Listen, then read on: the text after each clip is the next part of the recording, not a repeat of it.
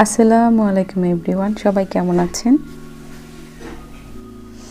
Simple এক colour ফেব্রিক্সের সাথে পাইপিং অ্যান্ড পুঁতি দিয়ে আমি খুবই সুন্দর একটি স্টাইলিস্ট হাতা তৈরি করেছি। কোণই পর্যন্ত আমি বন্ধ করে দিয়েছি পুঁতি দিয়ে, আর ভিতরে ইনারে কাপড় দিয়ে, আর বাকি সাইডটি ওপেন রেখেছি। তো তার জন্য আমি স্লিভের লম্বা নিচ্ছি 18 ইঞ্চি আর চওড়া নিচ্ছি 7 ইঞ্চি। এটা মিডলে কাটা অংশ ছিল, বা আপনাদের বন্ধ অংশ থাকলে কেটে নেবেন, কেননা মিডলে আমি পাইপিং অ্যাডজাস্ট করব, সেজন্য কিন্তু কাপড়ের অংশটি, স্লিভের অংশটি কেটে নিতে হবে। তো পাইপিংয়ের জন্য আমি চওড়া নিচ্ছি 2 ইঞ্চি, আর লম্বা যতটুকু, স্লিভের লম্বা যতটুকু নেবেন সে অনুযায়ী নিতে হবে। তো এইভাবে আমি প্রথমে কাপড়টিকে 2 ভাঁজ করে নিচ্ছি, 2 ভাঁজ করে তারপর সাইড দিয়ে রেখে সেলাই করে নিতে হবে। বন্ধ সাইডটি ছিল উপরে, আর যে ওপেন সাইডটি ছিল সেটা আমার সাইড দিয়ে ছিল। তো এইভাবে সেলাই করে দিব। জাস্ট একটি ভাঁজ দিয়ে আপনি সেলাই করে নেবেন। আমি আপনাদেরকে সম্পূর্ণ অংশই দেখাচ্ছি। যে দেখুন, যে ওপেন সাইডটি একদম সেলাইয়ের মধ্যে পড়বে। তো এভাবে আমি সেলাই করে নিচ্ছি। এই ড্রেসটির কাটিং স্টিচিং আমি নেক্সট ভিডিওতে পোস্ট করে দেব।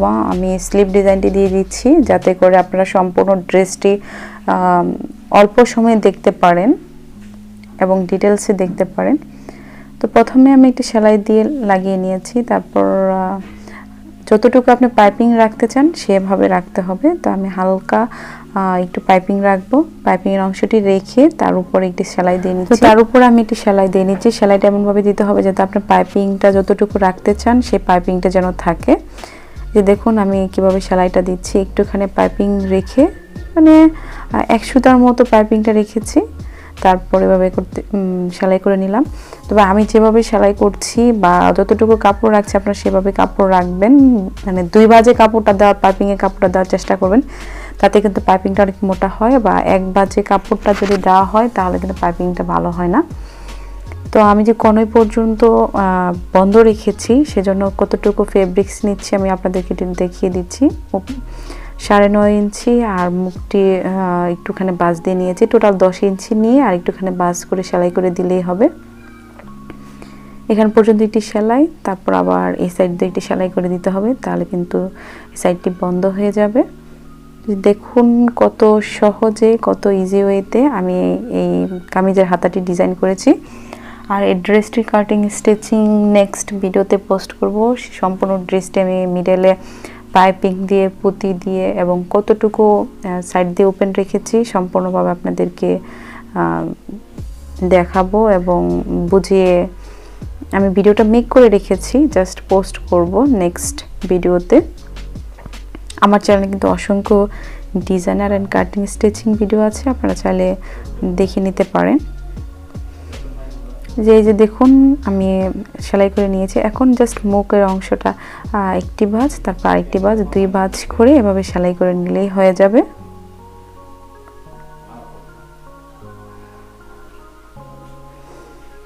তো 2 সাইডটি আমি জাস্ট একটি করে সেলাই দেব, 2টি, মানে নিচে আরেকটি সেলাই দেওয়ার কোনো প্রয়োজন নেই।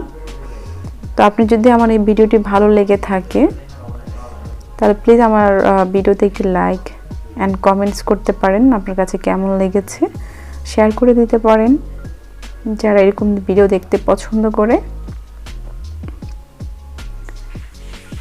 তারপর জাস্ট আমি পুঁতি লাগাবো। তো আপনারা চাইলে সম্পূর্ণ অংশে পুঁতি লাগাতে পারেন, আমি সম্পূর্ণ অংশতে লাগাবো না। তার আগে আমি যেটা করব সেটা হলো কামিজের যে আর্ম হোল সেটা অ্যাডজাস্ট, মানে মার্ক করে তারপর সেলাই করে নিব। এই যে মার্ক করে নিয়েছি, তারপর এই বরাবর সেলাই করে দেব। আর আমি কিন্তু নিচে একটু চওড়া বেশি রেখেছি হাতার নিচের মোহরের অংশে, তাতে কিন্তু অনেক বেশি সুন্দর হয়েছে, আপনারা প্রথমেই দেখতে পেরেছেন। আর পুঁতি আমি কতটুকু ডিস্টেন্সে অ্যাডজাস্ট করেছি, 2 ইঞ্চি পরপর, ওকে, উপর থেকে 2 ইঞ্চি পরপর আমি পুঁতি অ্যাডজাস্ট করেছি। এই দেখুন 2টি করে পুঁতি, আপনারা চাইলে তার থেকে বেশি বা কম ডিস্টেন্স অ্যাডজাস্ট করতে পারেন। তো এভাবে কিন্তু খুবই সুন্দর একটি স্লিভ ডিজাইন তৈরি হয়ে গেল।